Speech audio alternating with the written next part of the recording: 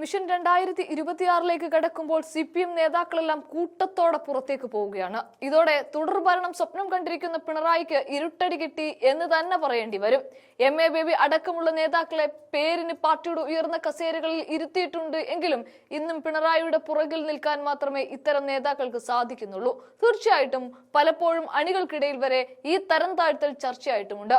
അവിടെയൊക്കെ പക്ഷേ ഇളവുകൾ നൽകുന്ന ഒരാളായി പിണറായി വിജയൻ മാറുകയാണ്.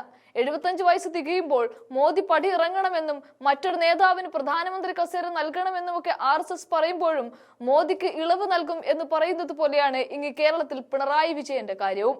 PK ശ്രീമതിയെ പോലെയുള്ളവരെ അടക്കം ഒരു ദാക്ഷിണ്യവും കൂടാതെ കടക്ക് പുറത്ത് എന്ന് പറയുന്ന ഒരു ഇരട്ടച്ചങ്കനാണ് അദ്ദേഹം. ഇങ്ങനെ പാർട്ടിക്കകത്ത് മുറുമുറുപ്പുകൾ പുകയുന്നതിനിടയിലാണ് വരവിൽ കവിഞ്ഞ സ്വത്ത് സമ്പാദനവുമായി ഒരു കൂട്ടം നേതാക്കളെ കുത്തിന് പിടിക്കുകയാണ് CPM എന്ന പാർട്ടി. ഇതോടെ ഒരു കൂട്ടം നേതാക്കളും CPM-ന്റെ പാർട്ടിക്ക് പുറത്തേക്ക് പോവുകയാണ്. അവിടെയും പിണറായി വിജയന് ഇളവുണ്ടോ എന്നാണ് ഇനി നോക്കേണ്ടത്.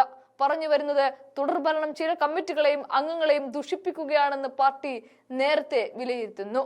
പണത്തോടുള്ള ആർത്തി കൂടുന്നു, റിയൽ എസ്റ്റേറ്റ് കൊട്ടേഷൻ സംഘങ്ങളുമായി ബന്ധപ്പെടുന്നു. ഇത് പരിശോധിച്ച സംസ്ഥാന കമ്മിറ്റി ഇങ്ങനെ പലതും നിരീക്ഷിക്കുകയാണ്. വരവിൽ കവിഞ്ഞുള്ള സ്വത്ത് സമ്പാദന ആരോപണം പല സഖാക്കൾക്കെതിരെയും ഉയരുകയാണ്. വരുമാനത്തേക്കാൾ കൂടുതലാണ് പലരുടെയും സമ്പത്ത്. ആ പണം ഉപയോഗിച്ച് കൂട്ടുകച്ചവടങ്ങൾ നടത്തുന്നു.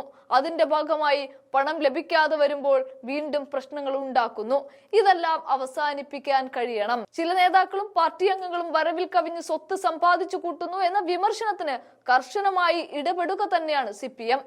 സ്വന്തം പാർട്ടിക്കകത്തുള്ള നേതാക്കൾ എങ്ങനെ ഇങ്ങനെ സ്വത്ത് സമ്പാദിച്ചു എന്ന് അവർ പലപ്പോഴും അറിയാതെ പോയതിന്റെ ഭാഗമായിട്ടാണോ ഈ അവസാന സമയത്തുള്ള കടും പിടുത്തം എന്നും ആലോചിക്കേണ്ടി വരും.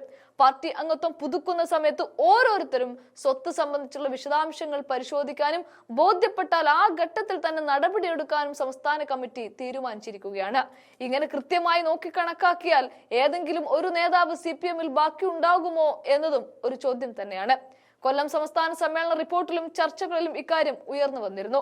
സമ്മേളനത്തിനു ശേഷം സംഘടനാ തലത്തിൽ മുൻഗണനയോടെ നടപ്പാക്കേണ്ട കാര്യമാണ് ഇതെന്ന് കീഴ്ഘടകങ്ങളോട് നേതൃത്വം അറിയിച്ചു.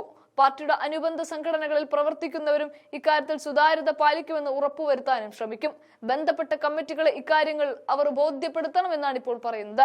ഓഫീസ് കെട്ടിടങ്ങൾക്കും തെരഞ്ഞെടുപ്പുകൾക്കുമുള്ള ഫണ്ട് പിരിവ് തട്ടിപ്പുകൾ ഉപയോഗിക്കുന്ന രീതി സംബന്ധിച്ച് ഒട്ടേറെ പരാതികളാണ് ജില്ലാ സംസ്ഥാന നേതൃത്വത്തിന് ലഭിക്കുന്നത്.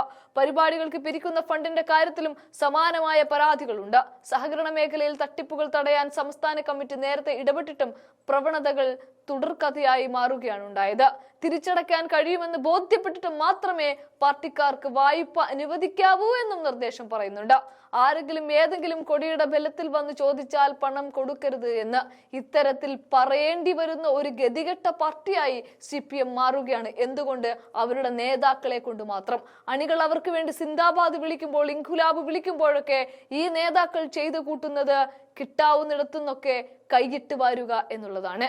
എന്താണെങ്കിലും ഇത്തരം കാര്യങ്ങൾക്കൊക്കെ കടും പിടുത്തം പിടിക്കാൻ CPM എന്ന പാർട്ടി ഒരുങ്ങുമ്പോൾ അതിലെ പല നേതാക്കളും കൂട്ടത്തോടെ തന്നെ പുറത്തേക്ക് പോകേണ്ടി വരും.